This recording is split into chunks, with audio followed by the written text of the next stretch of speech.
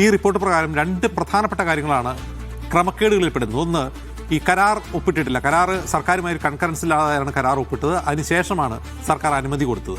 രണ്ടാമത്തെ കാര്യം, 126 കോടി വിദേശത്തേക്ക് AFAക്ക് അയച്ചു എന്ന് സ്പോൺസർ അവകാശപ്പെടുന്നുണ്ട്. അന്ന് സ്പോൺസർ ഇതേക്കുറിച്ചൊക്കെ എന്താണ് പറഞ്ഞത്?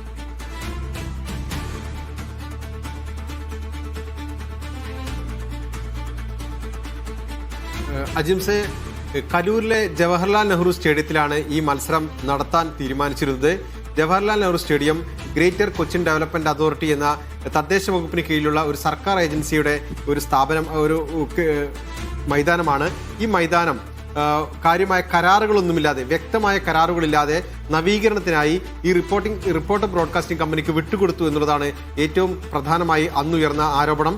പിന്നീട് ഈ കരാർ സംബന്ധിച്ച ഒരു എഴുതി ഒപ്പിട്ട ഒരു കരാറില്ല എന്നൊരു ആരോപണം ഒരു ഘട്ടത്തിൽ മറികടക്കാൻ അന്നത്തെ കായിക വകുപ്പ് മന്ത്രി വി അബ്ദുറഹ്മാനോ അല്ലെങ്കിൽ റിപ്പോർട്ടർ ബ്രോഡ്കാസ്റ്റിംഗ് കമ്പനിക്കോ കഴിഞ്ഞിരുന്നില്ല.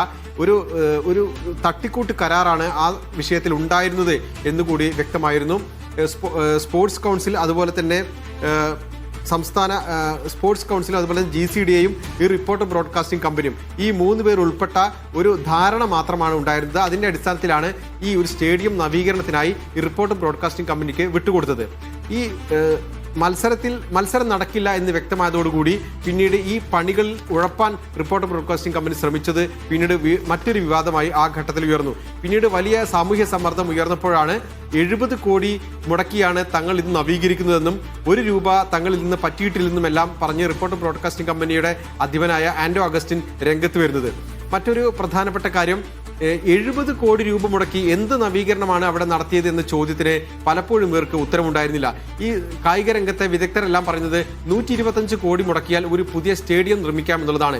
എങ്കിൽ 70 കോടി മുടക്കി എന്ത് ജോലിയാണ് ജവഹർലാൽ നെഹ്റു സ്റ്റേഡിയം പോലെ ഒരു താരതമ്യേന ഒരു ചെറിയ സ്റ്റേഡിയത്തിൽ ഇവർ ചെയ്തത് എന്ന കാര്യത്തിനും അന്ന് ഒരു വ്യക്തത ഉണ്ടായിരുന്നില്ല. മറ്റൊരു പ്രധാനപ്പെട്ട കാര്യം, ഈ മത്സരങ്ങളും മറ്റും നടത്താൻ കൊച്ചി പോലെയുള്ള വളരെ കൺജസ്റ്റഡ് ആയിട്ടുള്ള ഒരു സിറ്റിയിൽ സാധ്യമാണോ എന്നൊരു സംശയം ഉയർന്നപ്പോഴും എല്ലാ കാര്യങ്ങളും റിപ്പോർട്ടർ ബ്രോഡ്കാസ്റ്റിംഗ് കമ്പനിയെ ഏൽപ്പിച്ച് സർക്കാർ മാറി നിൽക്കുന്നു എന്ന രീതിയിലായിരുന്നു പ്രതികരണം. പലപ്പോഴും റിപ്പോർട്ടർ ബ്രോഡ്കാസ്റ്റിംഗ് കമ്പനിയിൽ നിന്നാണ് വിവരങ്ങൾ പുറത്തു വന്നിരുന്നത്. കായിക മന്ത്രിക്ക് ഇതേക്കുറിച്ച് കാര്യമായ ധാരണ ഉണ്ടായിരുന്നില്ല എന്നാണ് മനസ്സിലാക്കുന്നത്. എന്നാൽ അതേസമയം തന്നെ ഇതുമായി ബന്ധപ്പെട്ട കരാറുകളെല്ലാം തന്നെ സർക്കാരിന്റെ പേരിൽ റിപ്പോർട്ടർ ബ്രോഡ്കാസ്റ്റിംഗ് കമ്പനി നടത്തി എന്നുള്ളതും വ്യക്തമായിരുന്നു. ഇക്കാര്യത്തിൽ ഒരു വ്യക്തതയും ഒരു ഘട്ടത്തിലും ഉണ്ടായിരുന്നില്ല. കാരണം സർക്കാർ അല്ല പണം ചെലവഴിക്കുന്നത് സ്പോൺസറാണ്. അതുകൊണ്ട് സ്പോൺസറാണ് എല്ലാ കാര്യങ്ങളും നടത്തുന്നത് എന്ന രീതിയിൽ പറഞ്ഞ് മാറി നിൽക്കാനാണ് പലപ്പോഴും കായിക വകുപ്പ് മന്ത്രി ആ ഘട്ടത്തിൽ ശ്രമിച്ചത്. അതുകൊണ്ട് തന്നെ തങ്ങൾ ഒരു ഫെസിലിറ്റേറ്റർ മാത്രമായി നിൽക്കുന്നു എന്നൊരു പ്രതീതി തുടക്കം മുതൽ തന്നെ കായിക മന്ത്രി സ്വീകരിക്കുകയും ചെയ്തു. ഈ രണ്ടാം ഘട്ടത്തിലെ വിവാദം പ്രധാനമായും ഉയർന്നു വന്നത് ഈ റിപ്പോർട്ടർ ബ്രോഡ്കാസ്റ്റിംഗ് കമ്പനിക്ക് കലൂർ ജവഹർലാൽ നെഹ്റു സ്റ്റേഡിയം നവീകരണത്തിനായി ഏതാണ്ട് 3 മാസത്തോളം കാലം വിട്ടു നൽകിയതിനെ സംബന്ധിച്ചാണ്. അതിന്റെ കാലാവധി പൂർത്തിയായിട്ടും തിരികെ നൽകാൻ തയ്യാറാകാത്താണ് വിവാദമായത്. പിന്നീട് GCDA തന്നെ രംഗത്ത് വരികയും അല്പം കൂടി സമയം അവർക്ക് നവീകരണത്തിന് നീട്ടി നൽകുകയും ചെയ്തു. അതിനുശേഷം ഏറെക്കുറെ നവീകരണം പ്രത്യക്ഷത്തിൽ പൂർത്തിയാകുന്ന രീതിയിൽ പണികൾ പൂർത്തിയാക്കി സ്റ്റേഡിയം കൈമാറുകയും ചെയ്തു. അപ്പോഴും റിപ്പോർട്ടർ ബ്രോഡ്കാസ്റ്റിംഗ് കമ്പനിക്ക് വ്യക്തമായ കരാറില്ലാതെ ഇത്രയും വലിയൊരു മൈതാനം സ്റ്റേഡിയം വിട്ടുകൊടുത്തത് എന്തിനാണ് എന്ന ചോദ്യത്തിന് ഒരു ഘട്ടത്തിലും GCDAക്കും അതുപോലെ തന്നെ കായിക മന്ത്രിക്കും ഉത്തരമുണ്ടായിരുന്നില്ല എന്നുള്ളതാണ് യാഥാർത്ഥ്യം.